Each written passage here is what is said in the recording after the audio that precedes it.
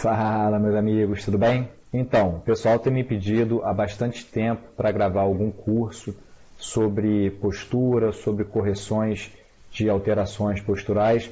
Então, eu vou dar início a esse curso, só que eu vou colocando as aulas aos poucos. Diferente dos outros cursos que eu coloquei, que eu fechei todas as aulas para depois liberar o curso, esse curso eu vou colocando as aulas de forma aleatória e vou dando sequência ao longo do tempo. Então, antes de iniciar, falando em relação à postura, tecnicamente e especificamente, eu trouxe aqui dois livros que eu acho interessante quando a gente descreve sobre a postura. O primeiro é O Corpo Fala e o segundo, Cadeias Musculares e Articulares. Então, primeiro, a gente deve entender que a nossa postura ela vai ter uma relação muito grande com diferentes fatores. Com fatores mecânicos, com sobrecarga, por exemplo, de trabalho ou de alguma sobrecarga esportiva.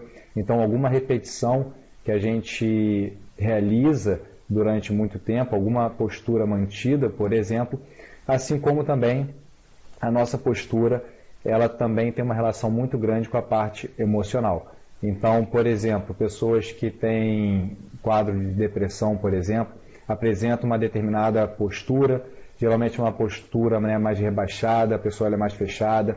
As pessoas, por exemplo, introvertidas, elas também apresentam um determinado tipo de postura. Então, essa característica psicológica, essa característica emocional, ela influencia também demais na postura do indivíduo. E sobre essa questão da característica, da personalidade da pessoa, esse livro de Cadeias Musculares e Articulares, que é o método GDS, fala muito sobre isso. Então, é um livro que correlaciona a postura, por exemplo, com a personalidade da pessoa. Então, como que uma pessoa, por exemplo, mais introvertida, geralmente ela apresenta a postura dela, uma pessoa extrovertida, como que é essa postura. Então, a gente vê que a pessoa introvertida, geralmente ela tem um perfil mais fechado. Então, é uma pessoa que geralmente tem os ombros rodados medialmente, uma pessoa que fica um pouco mais hipercifótica, porque é uma pessoa geralmente um pouco mais tímida.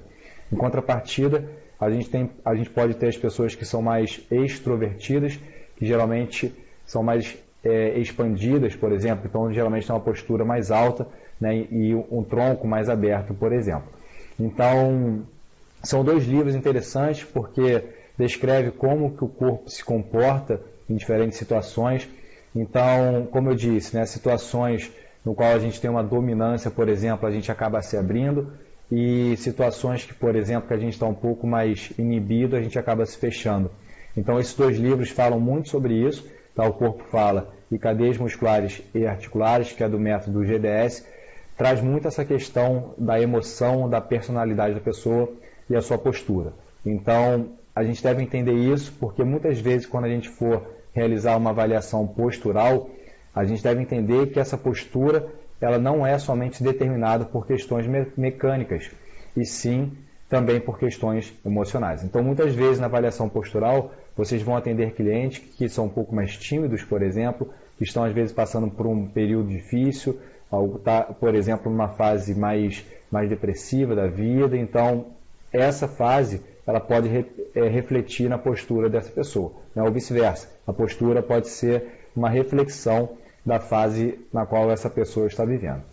Então, analisar diferentes questões, qual é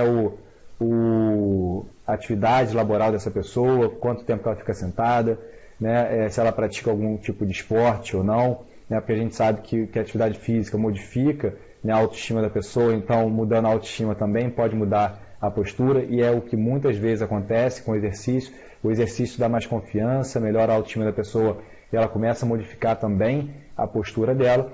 Então, quando a gente fala de postura, a gente não vai pensar somente, por exemplo, em questões mecânicas, tá? Sempre associar questões mecânicas, que pode ser, por exemplo, um desequilíbrio muscular, questões de força, de encurtamento muscular, mas também entender que a parte emocional e a personalidade da pessoa, ela tem uma influência muito forte também na postura desse indivíduo. Tá? Então, nessa aula aqui, nesse primeiro vídeo, eu quis trazer essa informação para vocês, porque eu acho muito interessante a gente analisar essa postura, também tentando entender um pouco do perfil psicológico e da personalidade dessa pessoa, porque isso vai ajudar muito a gente na correção dessa postura.